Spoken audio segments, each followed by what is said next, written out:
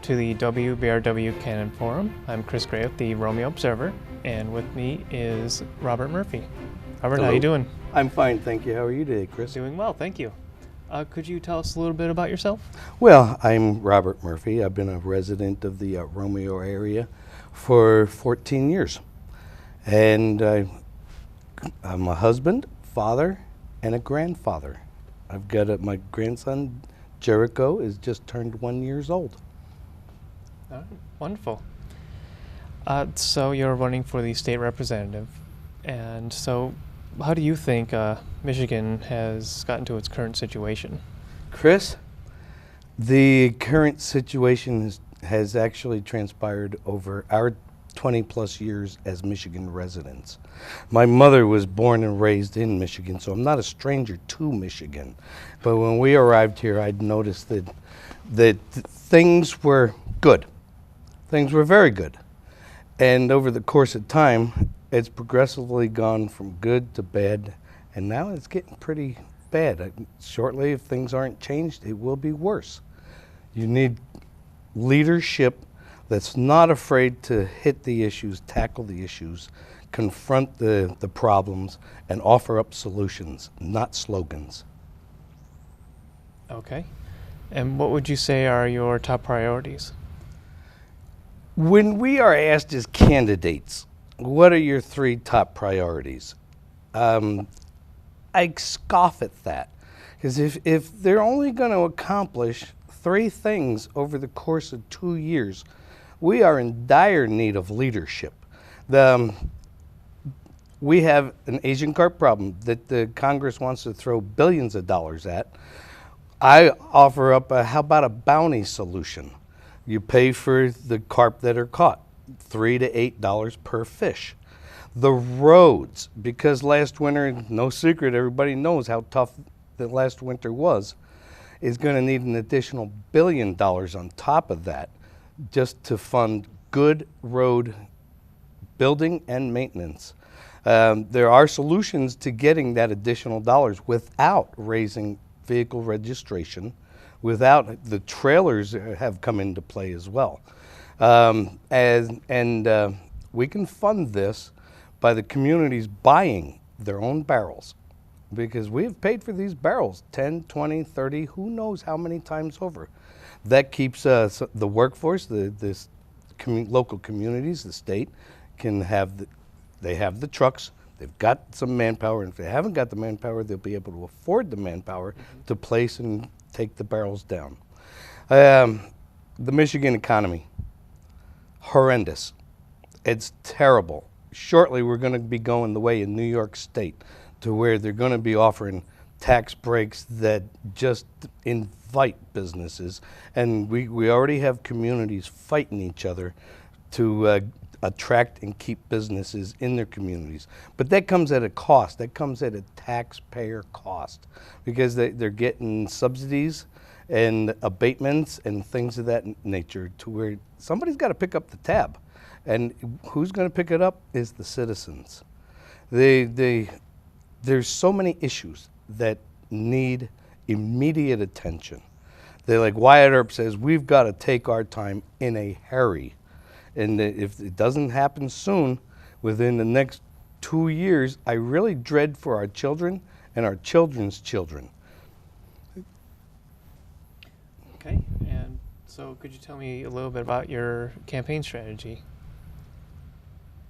I'm the candidate that's more like you folks. I am operating this candidacy on a family budget. I can't find it in my heart to ask anyone for a contribution. So what I've done is I've gone to the flea market, the local one in Armada, and I offer up items for sale to help fund the campaign. It's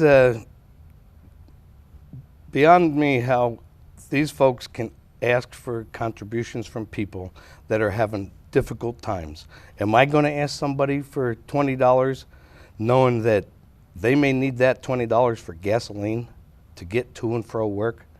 Are they going to go hungry for a meal or two because they gave a candidate $20? No, I'm not. I can't do that. Our family budget is such that you're not going to see vote for me items in the mail the way things are going. It's just not going to happen. Each one of those costs, I will guesstimate, and it's a very good guesstimation, $10,000 per mailing. What you will see, we hope, we raise some more funds, is items like this. This is a little handout, and it'll say it's Pledge of Allegiance with Murphy, more like you, on the bottom. We have another item that's, Bill of Rights, Robert Murphy, backing you. And the quickest way we can fix a lot of our problems is by having our legislators, our bureaucrats, our policymakers on the same playing field that we're on. They get paid a lot of money for the little that they do. And if people want to get serious, get informed, because they fear your knowledge. If you're going to believe someone because they mailed you something, and I can't afford it, they're going to say, "Oh, I'm going to vote for this fella because Murphy didn't mail me anything." Well, folks, I'm sorry. It's a family budget. It takes hundreds and hundreds of dollars just out of our family budget, and it's hurting. Okay.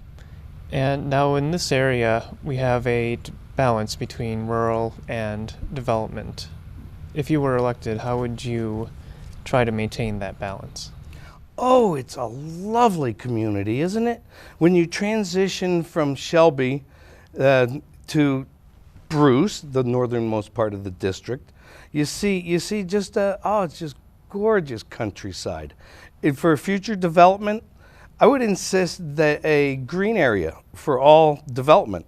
Say you have a 100-acre housing development, whether it's R1, R2, or anything like that, even industrial.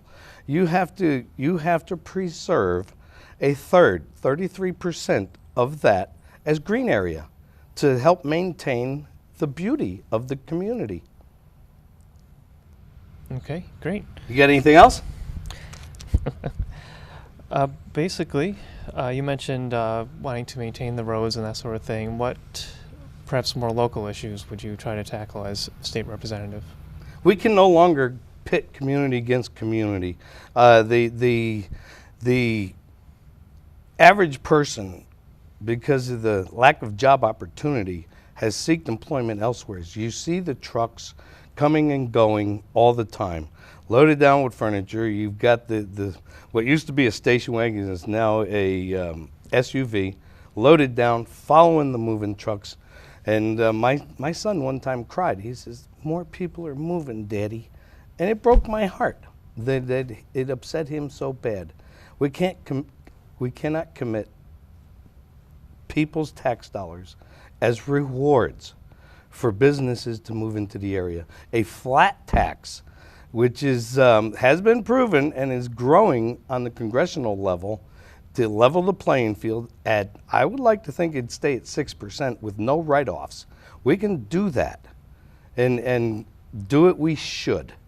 The best way to fix our government, like I said before, is to have the same peoples that are running it live more like us. They just don't. And I've got a slogan: we can fix stupid government. All right. Sounds good, sir.